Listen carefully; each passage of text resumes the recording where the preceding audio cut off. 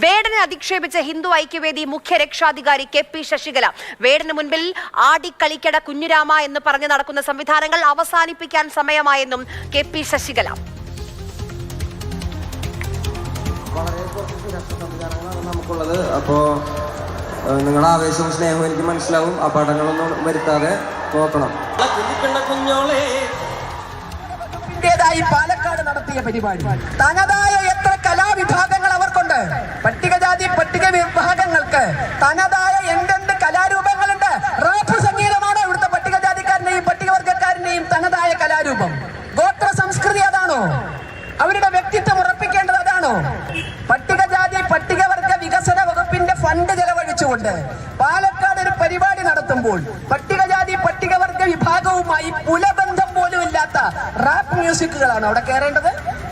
അതിന്റെ പേരിലാണ് അവിടെ ക്രമസമാധാന പ്രശ്നം ഉണ്ടാകേണ്ടത്?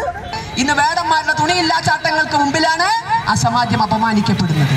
അതുകൊണ്ട് സാധാരണക്കാരന് പറയാനുള്ളത് കാതു തുറന്ന് കേൾക്കണം. കഞ്ചാവോളികൾ പറയുന്നതേ കേൾക്കൂ എന്ന ഭരണകൂടത്തിന്റെ രീതി മാറ്റണം. വേദിയിൽ എത്തിച്ച് അതിന്റെ മുന്നിൽ പതിനായിരങ്ങളെ തുള്ളിക്കേണ്ടി വരുന്ന ഗതികേട്. ആടിക്കളിക്കട കുഞ്ചിരാമ, ചാടിക്കളിക്കട കുഞ്ചിരാമ എന്ന് പറഞ്ഞിട്ട് ആ കുഞ്ചിരാമന്മാരെ ചാടിക്കളിപ്പിക്കുകയും ചുടുചോറ് മാന്തിക്കുകയും ചെയ്യുന്ന ഇത്തരം സംവിധാനങ്ങൾ അവസാനിപ്പിക്കാൻ സമയമായി എന്ന് ഭരണകൂടത്തിന് മുന്നിൽ കെഞ്ചാനല്ല, ആജ്ഞാപിക്കാൻ തന്നെയാണ് ഹിന്ദു ഐക്യവേദി എത്തിയിരിക്കുന്നത്.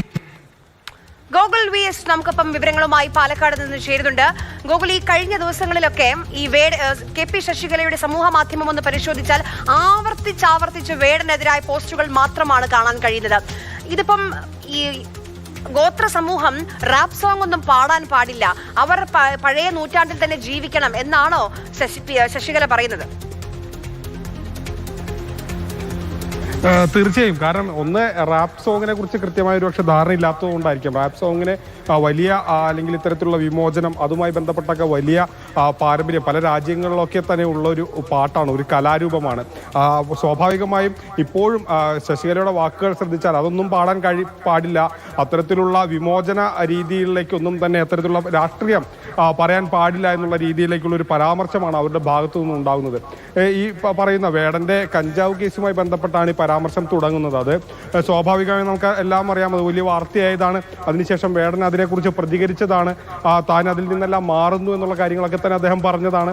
അങ്ങനെ ഒരു തരത്തിൽ പറഞ്ഞാൽ വേടൻ ആ രീതിയിലൊക്കെ തന്നെ ഒരു പരിവർത്തനം ചെയ്യുന്ന ഒരു മനുഷ്യനാണ്. അത് അദ്ദേഹം പറഞ്ഞാണ്. അദ്ദേഹത്തിന് പറഞ്ഞു തരാൻ ആരും ഉണ്ടായിരുന്നില്ല, താൻ അതിൽ നിന്ന് മാറുകയാണ്, പല കാര്യങ്ങളും മാറുകയാണെന്നൊക്കെ. പക്ഷേ അപ്പോഴും ആ കേസുകളെ അത് വളരെ ഒരു സഭയിൽ പറയാൻ പറ്റാത്ത പ്രയോഗത്തോടു കൂടിയാണ് ആ കേസിനെ പരാമർശിക്കുന്നത്. അപ്പോൾ അത്തരത്തിലുള്ളൊരു മോശം പരാമർശം ശശികല ടീച്ചറുടെ ഭാഗത്തു നിന്നും ഉണ്ടാകുന്നു. അതോടൊപ്പം തന്നെ ഇപ്പോഴും ആ പഴയ ആരെന്ത് പാടണം, ഏത് വേദിയിൽ പാടണമെന്ന് തീരുമാനിക്കേണ്ടത് നിലവിൽ കേരളത്തിൽ എന്തായാലും കെ.പി. ശശികലയല്ല.